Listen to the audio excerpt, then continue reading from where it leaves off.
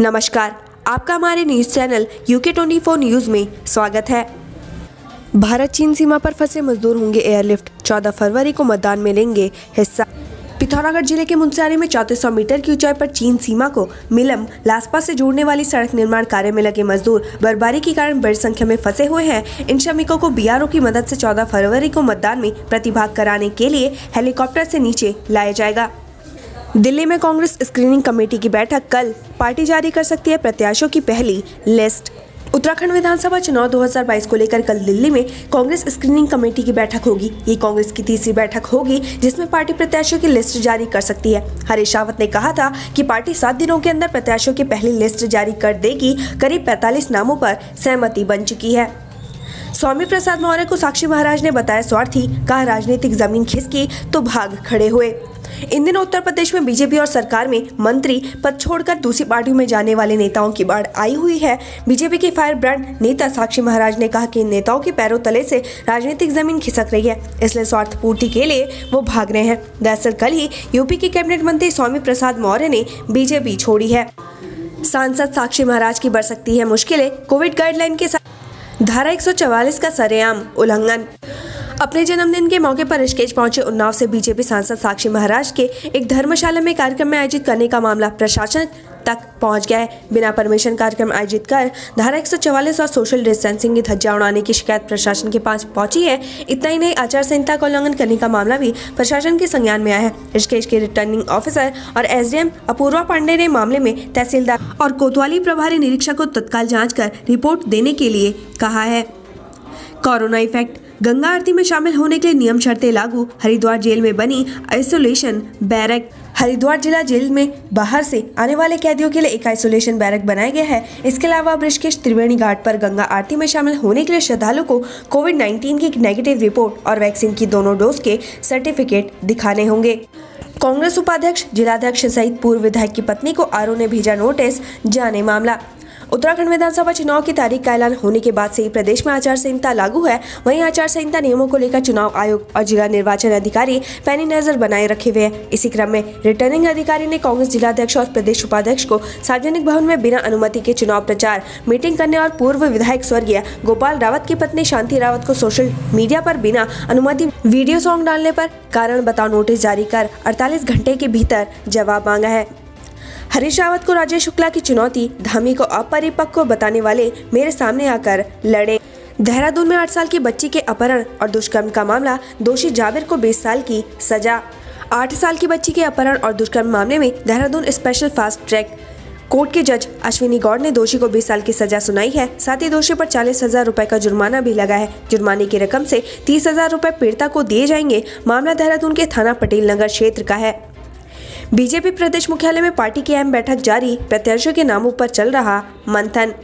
उत्तराखंड विधानसभा चुनाव 2022 में प्रत्याशियों का नाम फाइनल करने के लिए बीजेपी प्रदेश मुख्यालय देहरादून में अहम बैठक चल रही है। इस बैठक में चुनाव प्रभारी प्रहलाद जोशी, प्रदेश अध्यक्ष मदन कौशिक और CM पुष्कर सिंह धामी सभी जिला पदाधिकारियों के साथ चर्चा कर रहे हैं। धनौल्टी में बर्फबारी बनी आफत, कई गाँव में पेयजल व विद्युत आपूर्ति बाधित। पर्यटक स्थल धनौल्टी में बर्फबारी के बाद लोगों की मुश्किलें बढ़ गई है। गांव में पेयजल एवं विद्युत आपूर्ति ठप पड़ गई हुई है।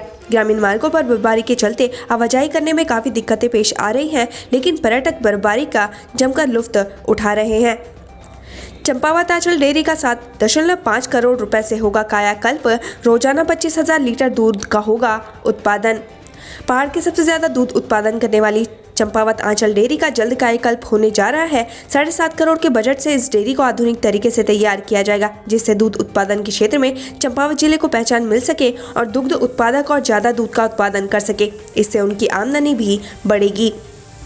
टिहरी में मनीष सिसोदिया ने किया डोर टू डोर कैंपेन, दल बदल के मुद्दे पर साधी चुप्पी। आपके वरिष्ठ नेता मनीष सिसोदिया ने आज टिहरी में डोर टू डोर कैंपेन शुरू किया। इस दौरान उन्होंने लोगों से मुलाकात करते हुए पार्टी की रीति नीतियों को सबके सामने रखा। मसूरी में बर्फबारी के बाद लोगों के चेहरे खिले, पर्यटक ले रहे आनंद। पहाड़ों की रानी मसूरी में बर्फबारी हो रही है। बर्फबारी होने से स्थानीय लोगों के साथ देश विदेश से आए पर्यटकों के चेहरे खिल गए हैं। देह व्यापार में 3 महिलाओं समेत 6 लोग गिरफ्तार, पुलिस ने होटल किया सील। कोतवाली अंतर्गत सुल्तानपुर चौकी पुलिस ने मोहम्मदपुर कुन्हारी स्थित प्रिंस होटल में छापेमारी कर देह व्यापार कर रहे 3 जोड़ों को गिरफ्तार किया। जबकि इस कार्रवाई में होटल मालिक फरार होने में कामयाब रहा। पुलिस ने आरोपियों के खिलाफ संबंधित धाराओं में मुकदमा दर्ज कर आगे की कार्रवाई में जुट गई है। संतों की सरकार को चेतावनी, दर्ज मुकदमे तुरंत वापस ले, माफी मांगे सरकार। हरिद्वार धर्म संसद हेट स्पीच मामले की आज सुप्रीम कोर्ट में सुनवाई हुई। साथ ही हरिद्वार के शांभवी धाम में धर्म संसद आयोजित समिति में एक बैठक का आयोजन किया, जिसमें 16 जनवरी को हरिद्वार के बैरागी कैंप में होने वाली प्रतिकार सभा की रूपरेखा बनाई गई। वहीं महामंडलेश्वर यतीन्द्रानंद गिरी ने सरकार को चेताते हुए कहा कि सरकार को तुरंत संतों पर दर्ज हुए मुकदमे वापस लेने चाहिए। किच्छा पवन फार्म में लकड़ी तस्करों ने काट डाले पॉपुलर के 500 पेड़, राजस्व विभाग बेखबर। किच्छा पवन फार्म में पॉपुलर के पेड़ इन दिनों लकड़ी तस्करों के निशाने पर है। उधम सिंह नगर के लकड़ी तस्कर कुछ ही दिनों में पॉपुलर के 500 से ज्यादा पेड़ काट चुके हैं। राजस्व विभाग की जमीन पर से पॉपुलर के पेड़ काटने से विभाग के कर्मचारी भी शक के दायरे में हैं। घूमने का शौक कहीं जिंदगी पर ना पड़ जाए भारी, यहाँ 84 पर्यटक कोरोना पॉजिटिव। लक्ष्मण झूला क्षेत्र के कोविड नोडल अधिकारी डॉक्टर राजीव कुमार ने बताया कि क्षेत्र में 80 पर्यटकों की रिपोर्ट कोरोना पॉजिटिव मिली है। संक्रमित पर्यटक दिल्ली, गाजियाबाद, मोदीनगर रोड की राजस्थान आदि इलाके के रहने वाले। इनकी एक दिन पहले जांच की गई थी। हालांकि ये सभी लौट चुके हैं। इनके साथ ही अमकेश्वर और लक्ष्मण झूला क्षेत्र के 13 स्थानीय लोगों की रिपोर्ट भी पॉजिटिव मिली है। कुल 93 कोरोना के नए केस क्षेत्र में मिले हैं। उल्टा चोर कोतवाल को डांटे, बैनर उतार रहे कर्मचारी को विधायक के समर्थकों ने पीटा, पैरवी करने पहुंचे। हरिद्वार में बैनर उतार रहे कर्मचारी को भाजपा विधायक के समर्थकों ने पीटा भी इतना कि लहूलुहान कर दिया। इतना ही नहीं, इसके बाद विधायक भी पैरवी करने पहुंच गए और उल्टा कर्मचारियों की क्लास लेने लगे। खुलेआम भाजपा कार्यकर्ताओं की दबंगी देखने को मिल रही है। इनको शरण दिए हैं मंत्री विधायक जी।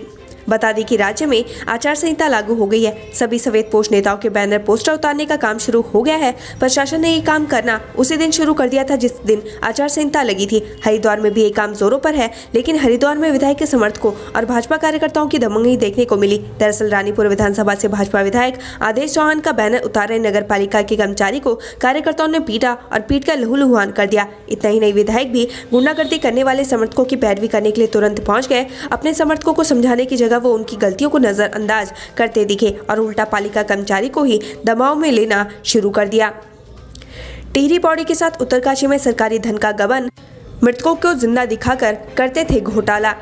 टिहरी में करोड़ों, पौड़ी कड़वाल में 38.50 लाख रुपए और नरेंद्र नगर में भी लाखों का गबन का मामला कोषागार से सामने आने के बाद अब उत्तरकाशी से भी ऐसा ही मामला सामने आया है। उत्तरकाशी में एक तत्कालीन सहायक कोषाधिकारी समेत 3 कर्मचारियों पर करीब 42 लाख रुपए का गबन का आरोप है। इस मामले में सहायक कोषाधिकारी विजेंद्र लाल शाह ने कोतवाली पुलिस को तहरीर सौंपी है। तीनों आरोपितों के खिलाफ मुकदमा दर्ज किया गया है। उत्तराखंड में कोरोना का कहर, यहाँ एसएसपी, एसपी सिटी के बाद 4 डॉक्टर और 3 नर्स भी पॉजिटिव। नैनीताल जिले में भी लगातार कोरोना के केस बढ़ते जा रहे हैं। कोरोना का संक्रमण तेजी से फैल रहा है। आपको बता दें कि एक हफ्ते के अंदर कोरोना संक्रमण के मामले में अत्यधिक तेजी आई है। नैनीताल में एसपी पंकज भट्ट और एसपी सिटी समेत हल्द्वानी कोतवाली के कोतवाल पॉजिटिव पाए गए थे। वहीं अब मेडिकल कॉलेज के 4 डॉक्टर, 3 नर्स, एसपी सिटी और कोतवाल समेत 200 से अधिक कोरोना पॉजिटिव मरीज मिले हैं। प्राचार्य डॉक्टर अरुण जोशी के अनुसार पॉजिटिव आए लोगों को होम आइसोलेशन में भेज दिया गया है। पुलिस कर्मियों का अत्यधिक कोरोना पॉजिटिव मिलना भी चिंता का सबब बना हुआ है। उधर मेडिकल कॉलेज के आवासीय परिसर में रह रहे कई डॉक्टरों की रिपोर्ट भी पॉजिटिव आई है। उत्तराखंड से संबंधित ऐसी खबरें पाने के लिए हमारे चैनल को लाइक व सब्सक्राइब जरूर करें। धन्यवाद।